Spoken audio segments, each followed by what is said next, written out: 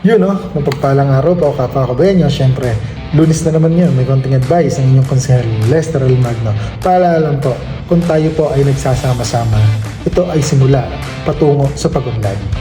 At kung tayo naman ay nagsasama-sama at nagtutulungan, ito naman ay patungo sa isang tagumpay. Kaya halina po, tayo po ay magsama-sama at magtulong-tulong para sa Brigada Eskwela. Muli, ito po ang inyong konsehal, Lester L. Magno. Laging andyan, laging aaksyon dahil tayo po lahat dito ay mabubuting lingkod. God bless po and stay safe.